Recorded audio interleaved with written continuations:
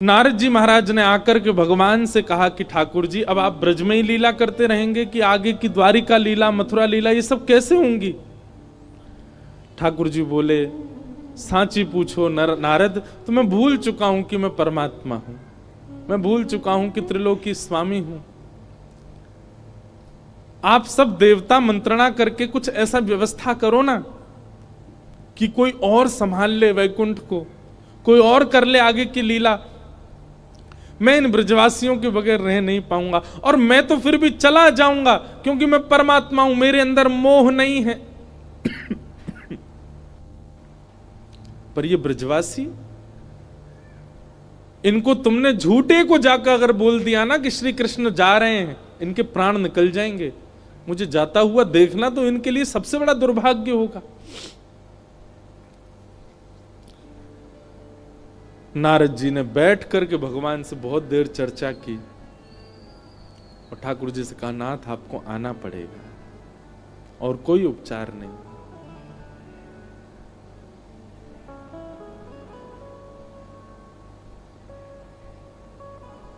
अक्रूर जी महाराज वृंदावन आए और वृंदावन आकर के नंद बाबा यशोदा मैया से कही, कंस ने एक धनुर्यज्ञ किया है और उस धनुर्यज्ञ में आपके दोनों पुत्रों को आमंत्रित किया है। यशोदा मैया बोली, इतने राक्षस भेजे वाने हमारे लाला मारवे के काजे और अब निमंत्रण भेज रहे हो? बोले नहीं नहीं, आपको शायद कोई गलत सूचना मिली, वो राक्षस कंस ने नहीं भेजे हैं। कंस तो इन दोनों को सम्मानित करना चाहते हैं। हमने सुना कुछ दिन पहले बहुत जोर की बारिश हुई तो इन्होंने गिरिराज्य उठा लिए थे, सब आप सबकी रक्षा की। तब से महाराज कंस के नित्य मन में चलता है कि कृष्ण बलराम दोनों आवे और उनको मैं सम्मानित करूं। सम्मान देने वाला कभी राक्षस भेज सकता है? सबके मन में तो विश्वास हो ही नहीं रहा था कंस की बातों पर ठाकुर जी ने मन बनाया कि अगर मैं नहीं बोला तो ये सब तो भेजेंगे ही नहीं। ठाकुर जी अपना रूप बदल के, रंग बदल के और थोड़ा भाव बदल करके सब ब्रजवासियों के बीच में आके बोले, ठीक है भैया, तुम सबरे ब्रजवासी बड़े मतलबी हो। जब राक्षस आ जाए, जब कालिया नाग आ जाए, जब इंद्र वर्षा कर दे तो कन्हैया कन्हैया कहते सबरे डोरेंगे। लेकिन आज एक राजा हमको सम्मान देना चाह रहे हो तो तुम सब चाहो नहीं हो कि हमें सम्मान मिले?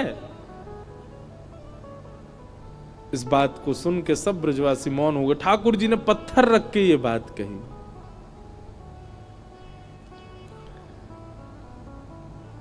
अक्रूर जी महाराज ले जाने के लिए आए हैं श्री ठाकुर जी को।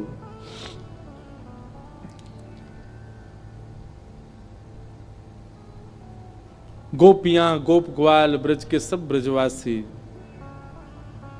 मन ही मन विचार कर रहे हैं और विधाता से प्रार्थना कर रहे हैं कि अहो विधातस्तवन क्वचित् दया संयोज मैत्र्या प्रणयेन देहिना। अरे विधाता, तेरे अंदर दया नाम की चीज नहीं है क्या? कहां श्री कृष्ण को हमारा प्रेमी बना दिया, कहां हम सबके चित्त में उनके प्रति इतना प्रगाढ़ प्रेम प्रकट करा दिया। और जब हम सबके चित्त में प्रेम आ गया, आज मिलने का समय आया, अब उनके संग रहने का समय आया, उनके संग अब लीला करने का समय आया, तो तू उनको हमसे दूर कर रहा है। सब ब्रजवासी मौन हो गए, बोल कुछ नहीं रहे, क्योंकि ठाकुर जी ने ऐसी बात कह दी है कि कुछ कुछ कहें तो कहीं ठाकुर जी यूं नहीं समझ लें कि ये सब हमारे शुभ चिंतक नहीं है।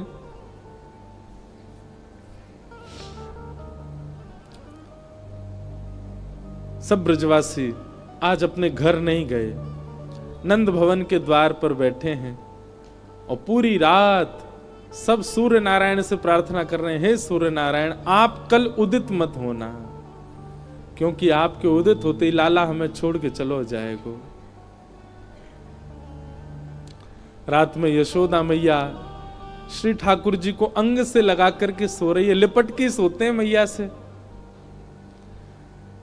मैया को तो थोड़ी घबराहट हो रही है कि मेरो लाला 2 दिन के काजे मथुरा जा रहा है, पर ठाकुर जी के हृदय में तो इतनी वेदना है, इतनी वेदना है। बार बार मैया के वक्ष में अपना मुख रख देते हैं और बार बार मैया के तन की सुगंधी को ठाकुर जी भीतर लेते हैं, रोने लग जाते हैं, नेत्रों से अत्यंत आंसू गिरते हैं कि अब ये सुगंधी मुझे कभी नहीं आएगी। अब मुझको नींद कैसे आवेगी मैया से लिपटे बगैर? मैं कैसे बताऊं मैया को कि मैं छल कर रहा हूं इनके संग, अब मैं चलो जाऊंगा। मैया के एक एक अंग का स्पर्श ठाकुर जी अपनी स्मृति में ले रहे हैं। मैया के हाथ कैसे हैं, मैया को वक्ष कैसे, मैया को मुख कैसे, मैया को पेट कैसे, मैया के चरण कैसे, ताकि जब जब याद आवेगी मथुरा जावे के बाद तब तब अपने हाथन को स्पर्श करके स्मरण कर ले करूंगा।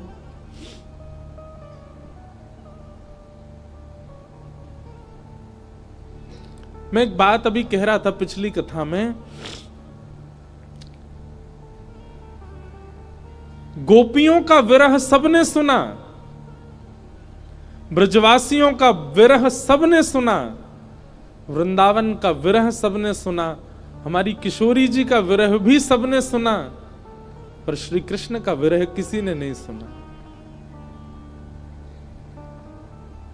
गोपियां वेदना में हैं, ब्रजवासी वेदना में हैं, वृंदावन वेदना में हैं, सब सखियां वेदना में हैं, श्री जी भी वेदना में हैं, पर किसी ने यह विचार क्यों नहीं किया कि कृष्ण भी तो वेदना में है? और मैं व्यास मंच पर बैठ करके कह दूं, संत जनों के सानिध्य में मेरे मुख से निकल रही है ये बात, ब्रजवासी, ब्रज गोपिकाएं, वृंदावन आदि आदि जितने भी विरह हैं, इन सब का विरह एक पडले में रख दो और श्री कृष्ण का ब्रज के प्रति विरह एक पडला में रख दो। कृष्ण का विरह भारी है, पर क्योंकि वे पुरुष हैं इसलिए उनका विरह छुपा हुआ है।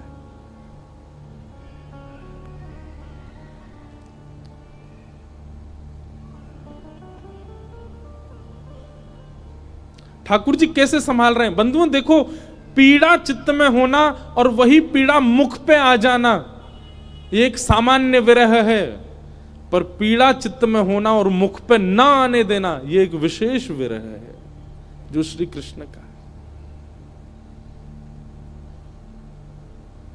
द्वारिका लीला में श्री ठाकुर जी नित्य एक ही करवट से सोते हैं। एक दिन रुक्मणी जी ने कहा कि नाथ आप करवट क्यों नहीं लेते, मैंने बहुत दिनों से देखा है आप एक ही करवट से सोते हो, आप रात में जिस तरफ मुख करके सोते सुबह भी वहीं पाते हो, कोई पीड़ा है? आप कभी सीधे नहीं होते, कभी उस तरफ मुख नहीं करते, क्यों?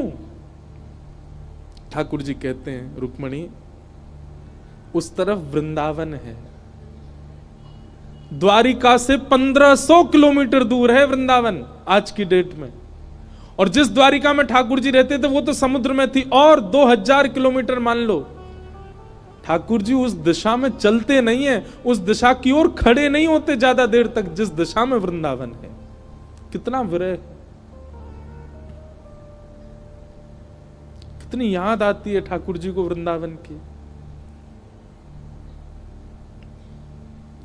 द्वारिका में उन सब दिशाओं में पर्दे पड़े हैं जिन दिशा में वृंदावन है। ठाकुर जी नहीं जाते,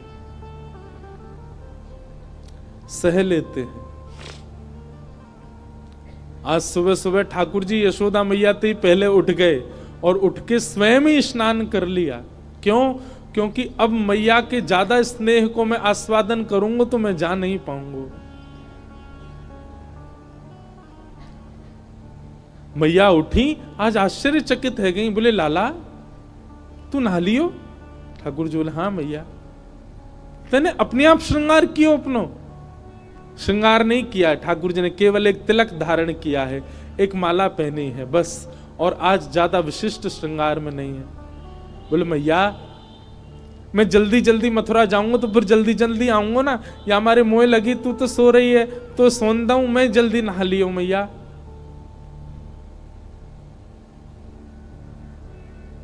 यशोदा मैया थोड़ी सी विचलित तो हुई आज तक ऐसा नहीं हुआ था। ठाकुर जी ने मन में विचार किया, अक्रूर जी से जाके कहा, अभी ब्रह्म मुहूर्त है, सुबह की बेला है, सब ब्रजवासी अभी सो रहे होंगे, मैया यशोदा नंद बाबा उठ जाएं, केवल इनको प्रणाम करके हम चलें मथुरा की ओर। अक्रूर जी महाराज बोले, जी भगवान। जैसे ही जाकर के द्वार खोला ठाकुर जी ने, असंख्य गोपियां, असंख्य ग्वाल, सब ब्रजवासी, गैया, सब खड़े हैं वहीं पर। और द्वार खुलते ही किसी के मुख से स्वर नहीं निकल रहा, पर नेत्रों से आंसू गिर रहे हैं। ठाकुर जी कह रहे हैं, अरे तुम सबरे सोए ना, तुम सब गए ना? अरे भैया इतना उदास काय को है रहे हो, इतना रुदन काय को कर रहे हो? मैं आ जाऊंगा ना, परसों आ जाऊंगा ना मैं। 2 दिना की तो बात है, ऐसे निकल जाएंगे 2 दिना तो।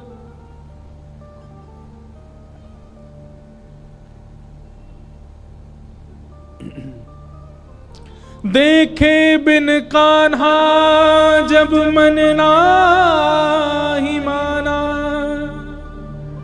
इन आंखों से आज हमने ब्रह्म पहचाना। कृष्ण चरण कमलों में मन को लगाना, इन गोपियों का ताना ये उल्हाना दर्शन का बहाना है। गोपियां बहाने बना बना करके आती हैं। घर में मक्खन धरोए फिर भी जबरदस्ती मक्खन लेवे जामे कि या बहाने कन्हैया दिख जाएगो। घर में गैया बंधी है, गोबर धरोए, पर गोबर लेवे के काजे जबरदस्ती नंद भवन में भीतर घुसे कि कन्हैया दिख जाएंगे। इन बहानों से श्री कृष्ण को नित्य देखने वाली गोपियां वो 2 दिन बिना कृष्ण के कैसे रहेंगी? भगवान के सखा मधुमंगल श्री दामा, तन सुखा मन सुखा धन सुखा सुबल तोष, सब एक कोने में बैठे। मधुमंगल आके बोले लाला तू जा तो 2 दिना को रहो, लेकिन तने एक बार भी विचार नहीं कियो ये श्री दामा ये सुबह उठते या को नियम है 11 वर्ष थे। भगवान के अधिकतर सखा सब ठाकुर जी से बड़े हैं उम्र में। हमारो नियम है 11 वर्ष थे। हम रोज सवेरे उठ करके आंख बंद करके पहले नंद भवन आमे, सबसे पहले 13 मुखमंडल देखें, वाके बाद जलपान करें लाला। तो देखे बगैर हमारे जल हलकते नीचे ना उतरे। और तू 2 दिना के काजे हमें छोड़ के जा रहा हो, हम कैसे जीवित रहेंगे? ठाकुर जी स्तब्ध हो रहे हैं, मौन हो रहे हैं। कहां समझाएं, अब शब्द नहीं है ठाकुर जी के पास। भगवान किशोरी जी के पास गए, चरणों में प्रणाम किया। राधे राधे, ये स्तुति ठाकुर जी ने ही गाई है, आज भी बरसाने में गाते हैं सब। ठाकुर जी गा रहे हैं राधे राधे करुणामयी कृष्ण प्यारी, मेरी सुधली जो श्री वृषभानु दुलारी, मेरी सुधली जो श्री वृषभानु दुलारी। हे श्यामा जी, आप तो सब जाने, इस विश्व के कल्याण के लिए, उद्धार के लिए मेरो ब्रज से जानो कितनो जरूरी है। आप तो सब जाने श्यामा जी, मुझको आज्ञा दो। हे मनोहारिणी रासेश्वरी रस रूपा, हे रासेश्वरी रस रूपा, ब्रज विलासिनी ब्रज भामिनी ब्रज की भूपा, ओ ब्रज विलासिनी ब्रज बासन ब्रज की भूपा। ललितादिक सहचरी सर्वज्ञ स्वरूपा, ललितादिक सहचरी सर्वज्ञ स्वरूपा। मेरी सुधली जो श्री वृषभानु दुलारी, ओ मेरी सुधली जो श्री वृषभानु दुलारी। हे श्यामाजू, बस आगे की यात्रा में आप मुंह पे दृष्टि रखी हो। ठाकुर जी बिना नेत्र मिलाए चर्चा कर रहे हैं। किशोरी जी कह रही हैं, श्याम सुंदर या को उत्तर मुंह कहां देना चाहिए, आप ही बता के जाओ। ठाकुर जी बोले क्यों? बोले प्रेमी यदि जा रहे हो है तो दूसरों प्रेमी वाकु रोके नहीं, तो फिर प्रेम काय बात को? प्रेमी जा रहा है तो प्रेमी तो वाकु रोकेगो। लेकिन आप शुभ कार्य के लिए जा रहे हो, मानव कल्याण के लिए जा रहे हो, और शुभ कार्य में यदि कोई जा रहा हो तो उसको टोकना नहीं चाहिए। आप जा रहे हैं विश्व के कल्याण के लिए, मैं आपको रोकूं कैसे, मैं टोकूं कैसे? और मेरो प्रेमी जा रहा है और मैं रोकूं नहीं तो प्रेम कैसा?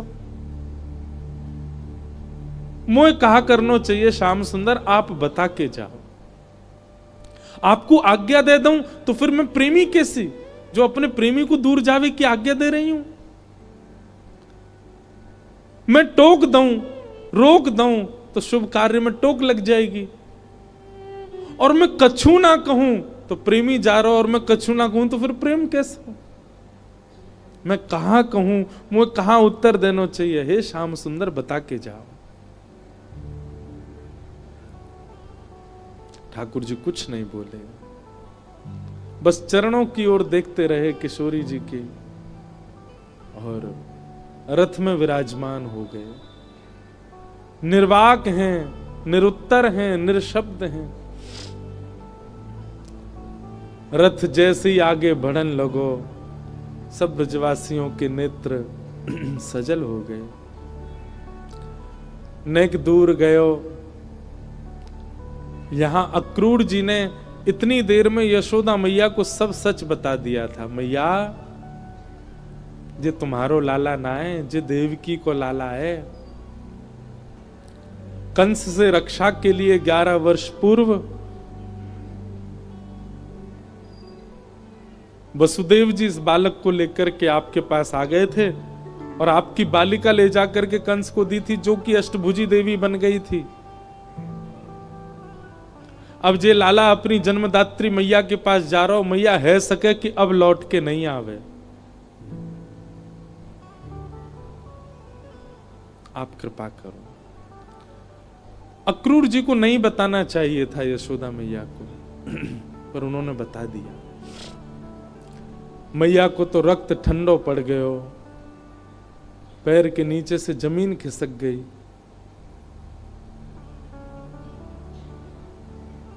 ठाकुर जी रथ में बैठ करके जैसे ही जाने लगे, थोड़ी देर बाद जब रथ के चाबुक की आवाज आई, रथ के पहियान की आवाज आई, तब मैया को होश आयो और निकल के भागी अपने भवन से। कान्हा रुक जा, अरे लाला रुक जा, कन्हैया नेक डट जा। मैया की आवाज सुनकर के श्री ठाकुर जी चलते रथ से कूद पड़े, दौड़ करके आए, मैया के अंग से लिपट गए। मैया तू काय को रो रही है? मैं आ रहा हूं ना, परसों आ जाऊंगा। मैया तू रोवे मत, ऐसे करेगी तो मैं किस जाऊंगा? लाला, मैया सर्वांगीण अंग का स्पर्श करती जा रही है ठाकुर जी के, और कह रही है लाला मोए ज्यों पता ही तू गोपीन ते झूठ बोले, तू गालन ते झूठ बोले, सबन ते झूठ बोल ले, लेकिन आज तू मोते झूठ बोल रहा है। मुझको सब पता चल गई लाला, तू मेरो लाला ना है, तू तो देवकी को लाला है। कंस से रक्षा के काजे अक्रूर जी महाराज तो मेरे पास छोड़ गए, वसुदेव जी महाराज तो मेरे पास छोड़ गए।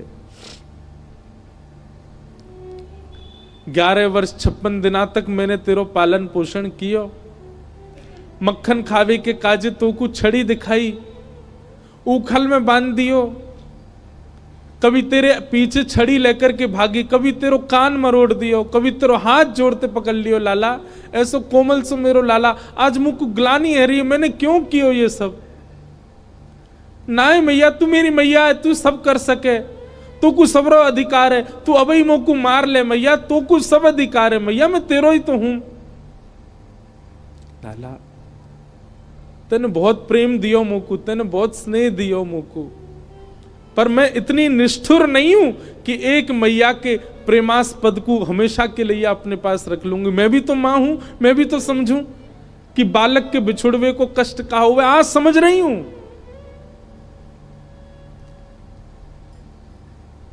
मैंने तो फिर भी तेरो संपूर्ण बालपन देखो, पर जाने तो जन्म दियो वह देव की मैया ने तो पूरा जीवन कारागृह में निकाल दियो। और आज भी अगर मैं तो को रोक लूंगी लाला, तो मैं देवकी के संग बहुत बड़ा अत्याचार करूंगी। वैसे तो में मेरे प्राण बसे, है सके कि तू यहां तक गयो और शायद है सके कि मैं जीवित हूं ना बचूं लाला, लेकिन अब समय देवकी को प्रसन्न करवे को है। तू जा, मुझको एक वचन देके जा लाला, तू देवकी को नहीं बताइयो मैंने तेरो हाथ पकड़ो, कान मरोड़े, तो को उखलते बांधो, और दूसरो वचन देके जा लाला। कहा तो कुछ जब भी खबर पड़े कि यशोदा मरणासन अवस्था में है, वह समय आ जाइयो मेरे पास,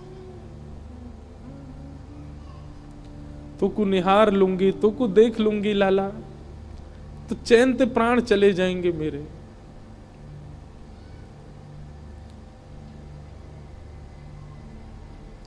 ठाकुर जी लिपट गए यशोदा मैया से, सब खड़े रो रहे हैं, अक्रूर जी तक रुदन कर रहे हैं जो ठाकुर जी को लेने आए।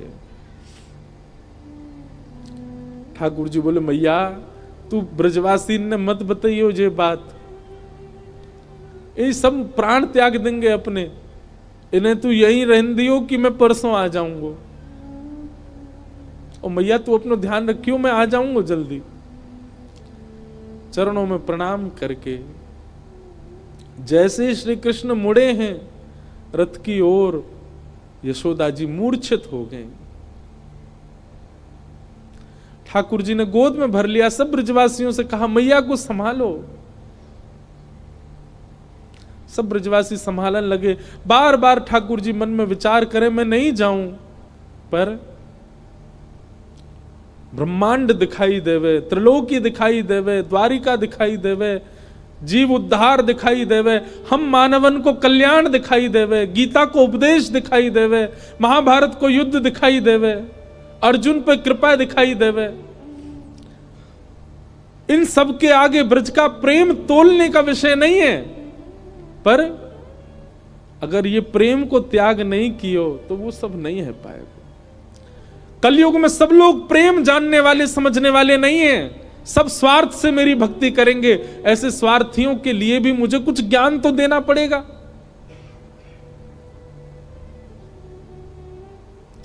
बंधु हमारे ब्रज के ब्रजवासी पता है क्या कहते हैं? कन्हैया की हिम्मत नहीं कि ब्रज छोड़ के चले जाएं, तो मानव कल्याण जीव उद्धार की बात जब ब्रजवासियों को पता चली कि कन्हैया के जावेते जीव उद्धार होएगो, तो ब्रजवासी ने अपने अश्रु जल को संकल्प करके पूरे विश्व के कल्याण के लिए श्री कृष्ण रूपी हृदय को दान कर दियो।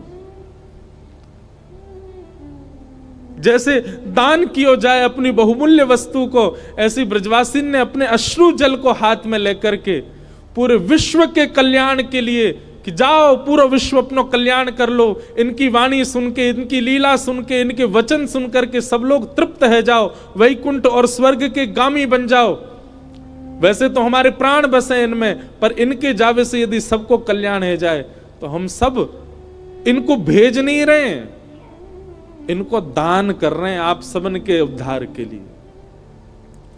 ब्रजवासियों ने दान किया है श्री कृष्ण का विश्व को, नहीं तो कृष्ण हिल नहीं सकते वृंदावन से बिना ब्रजवासियों की इच्छा से।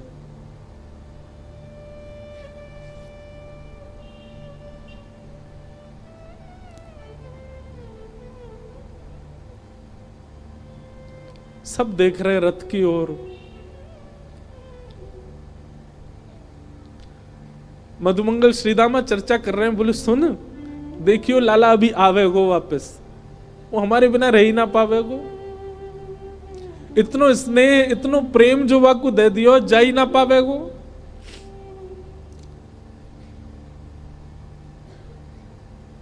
मधुमंगल बोलो श्रीदामा पर ये जा रो है, ये आना रो लौट के।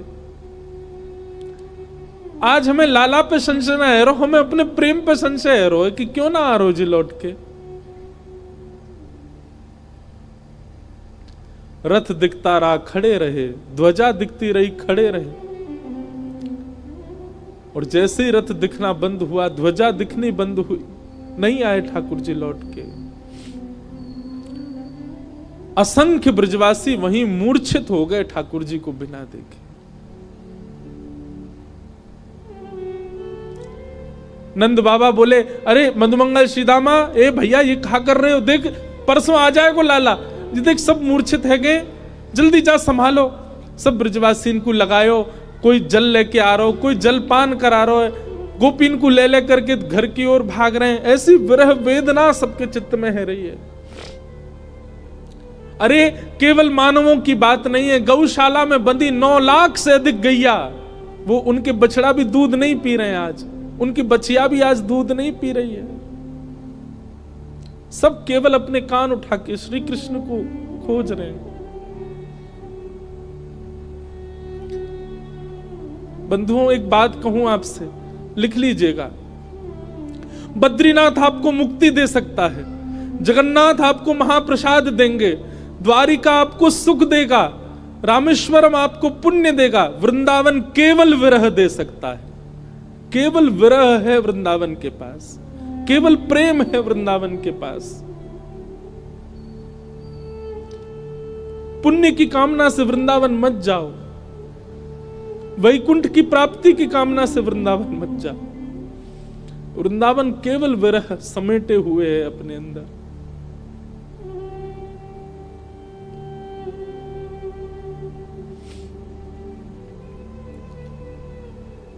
हमारे ब्रज में कहते हैं, वृंदावनम परित्यज्य पाद मेकम न गच्छति।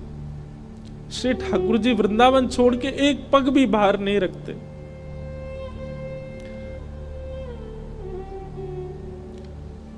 तन गया है ठाकुर जी का द्वारिका मथुरा, आत्मा तो आज भी वृंदावन में ही है, प्राण तो अब भी वृंदावन में ही है श्री ठाकुर जी के। वो कभी नहीं जा सकते वृंदावन छोड़ करके। क्यों ब्रजवासियों के प्राण नहीं निकल गए कृष्ण विरह में? क्योंकि अब स्थूल रूप से भले ही कृष्ण नहीं दिख रहे हैं, सबके अंतस्थ में श्री कृष्ण बैठ गए हैं। गोपियां नेत्र बंद करके अपने अंतस्थ में ही अनुभव कर रही हैं। ऐसा लगता है कृष्ण छू रहे हैं, पर आंख खोल के देखती हैं तो है नहीं। ये अनुभव ब्रजवासियों को जीवित रखता है। प्रत्यक्ष में वो स्थिति नहीं है।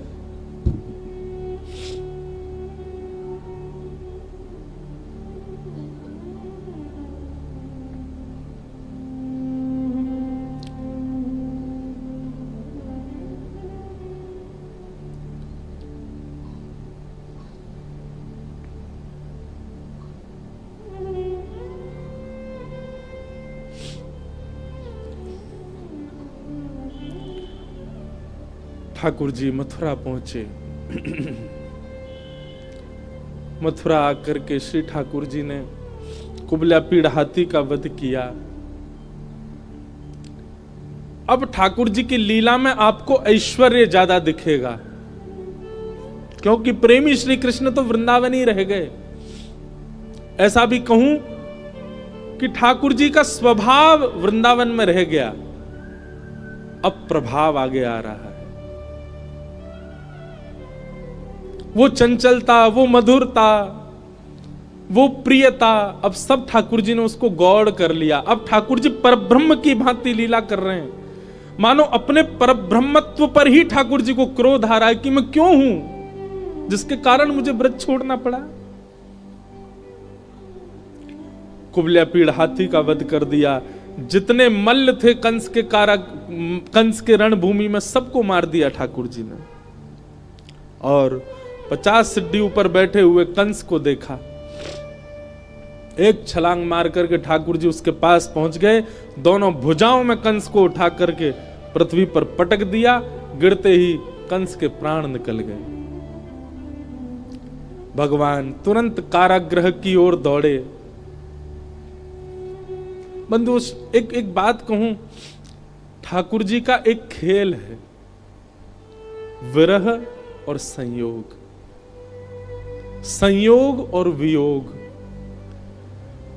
जिस किसी को भी संयोग का अनुभव हो रहा है, तैयार रहना, वियोग आएगा जीवन में, क्योंकि ये खेल है श्री कृष्ण का। वो ऐसे ही करते हैं, जिसको संयोग देते हैं उसको वियोग देते ही हैं।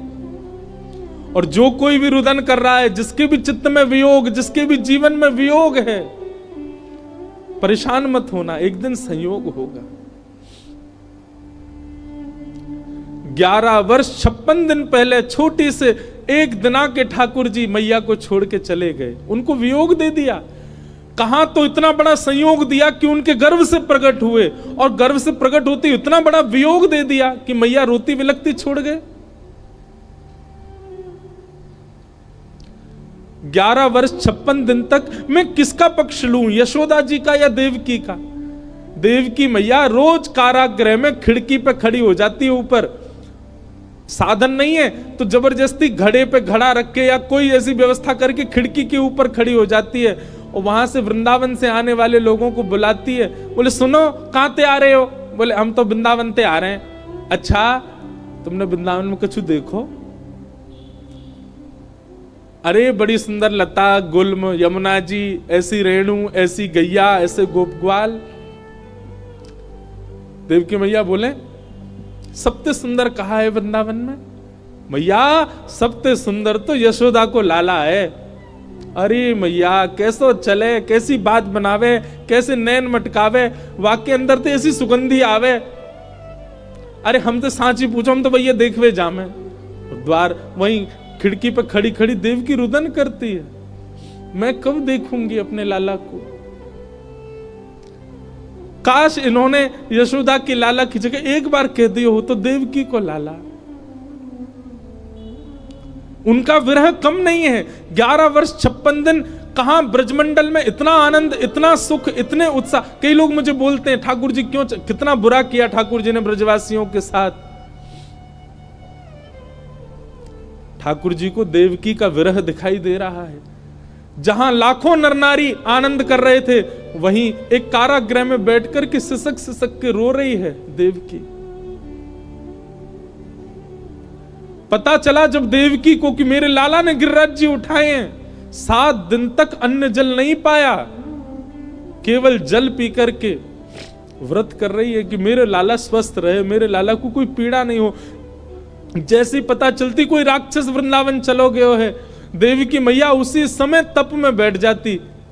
हे विधाता, आप जैसे कहेंगे वैसे जीवन जीऊंगी, पूरी युवावस्था मैंने जेल में निकाल दी, बस मेरे लाला को स्वस्थ रखी हूं, प्रसन्न रखी। आज 11 वर्ष 56 दिन बाद उस कारागृह में चंदन की सुगंधी आ रही है। उस कारागृह की ओर एक प्रकाश आ रहा है। जैसे देवकी मैया ने कारागृह के द्वार से झांक करके देखा, श्याम वर्ण है, मधुर कटाक्ष नेत्र हैं, अद्भुत अधरामृत है, घुंघराले केश हैं, सुंदर पटका डाले हैं श्री ठाकुर जी, त्रिभंग लली श्याम सुंदर टेढ़ी सी चाल चलते भय आ रहे हैं मैया की ओर। जैसे ही मैया ने देखा, देखते ही मैया तो न्योछावर हो गई लाला पे। मेरो कन्हैया आ गयो, मेरो लाला आ गयो। जेल के भीतर ही नृत्य करने लगी। ठाकुर जी दौड़े मैया के पास, ताला खोल के भीतर प्रवेश किया। मैया ने अपने अंक में भर लिया। 2 बार मूर्छित हो गई देवकी, ठाकुर जी को अंक में भर के। ठाकुर जी ने बहुत स्नेह किया। मैया ने लाला को हाथ पकड़ लिया और पकड़ करके बोली, लाला अब तू नहीं जाएगो मुझे छोड़ के, कहीं नहीं जाएगो, कभी नहीं जाएगो, वचन दे मुझको, नहीं तो प्राण त्याग दूंगी। ठाकुर जी के चित्त में यशोदा का भी स्मरण होता है। देवकी मैया, मैया मैं तो वचन दे रहा हूं, अब नहीं जाऊंगा, अब तेरे पास आ गया, तेरे पास ही रहूंगा मैं। श्री कृष्ण का विरह कौन सुनाता है? श्री कृष्ण का विरह कौन गाता है? उनकी वेदना कौन समझ पाता है?